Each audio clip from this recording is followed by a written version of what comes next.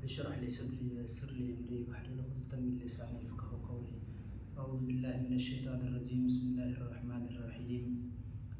ان هذا القرآن يهدي للتي هي اقوم ويبشر المؤمنين الذين يعملون الصالحات ان لهم اجرا كبيرا.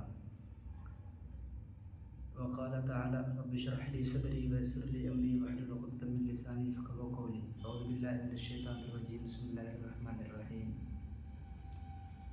سورہ فاتحہ مکہ مکرمہ میں نازل ہوئی. اس میں 7 آیات اور 1 رکوع ہے. نازل ہونے کے اعتبار سے 5ویں نمبر پر ہے.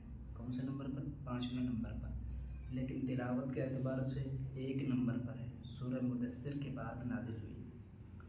سورہ فاتحہ کی بڑی فضیلت قرآن مجید میں آئی ہیں، اور اللہ کے نبی صلی اللہ علیہ وسلم نے سورہ فاتحہ کے بارے میں فرمایا کہ سورہ فاتحہ وہ سورت ہے جو ہر بیماری سے شفا ہے. سورہ فاتحہ قرآن کریم میں بہت سی خصوصیات حاصل ہیں. اول یہ قرآن مجید اسی سے شروع ہوتا ہے. نازل ہونے کے اعتبار سے یہ پہلی اور مکمل سورت ہے. سورہ اقرا اور مدثر کے بعد نازل ہوئی. شاید اسی وجہ سے اس سورت کا نام یہ فاتحۃ الکتاب رکھا گیا ہے. اللہ کے نبی صلی اللہ علیہ وسلم نے ایک حدیث میں فرمایا، قسم ہے اس ذات کی جس کے قبضے میں میری جان ہے، سورہ فاتحہ کی نظیر یعنی مثال اس کی نہ تورات میں ہے، نہ زبور میں ہے، نہ انجیل میں ہے، نہ خود قرآن کریم میں ہے.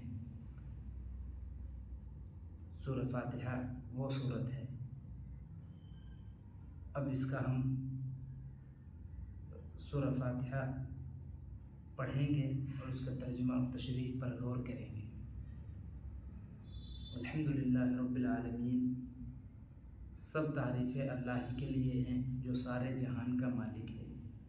الرحمن الرحیم، بہت مہربان نہایت رحم والا ہے. ایاک نعبد و ایاک نستعین، ہم تیری ہی عبادت کرتے ہیں اور تجھ ہی سے مدد چاہتے ہیں. ہم نماز میں اللہ سے اقرار کرتے ہیں کہ اللہ ہم تیری ہی عبادت کرتے ہیں اور تجھ کو ہی رب مانتے ہیں. اہدنا الصراط المستقیم، ہم کو سیدھا راستہ دکھا. صراط الذین انعمت علیہم، ان لوگوں کا راستہ جن پر تو نے فضل کیا. غیر المغضوب علیہم ولا الضالین، ان کا راستہ نہیں جن پر تیرا غضب ہوا، اور نہ ان لوگوں کا راستہ جو راستے سے بھٹک گئے ہیں. اللہ تعالیٰ کہنے سننے ذرا عمل کریں.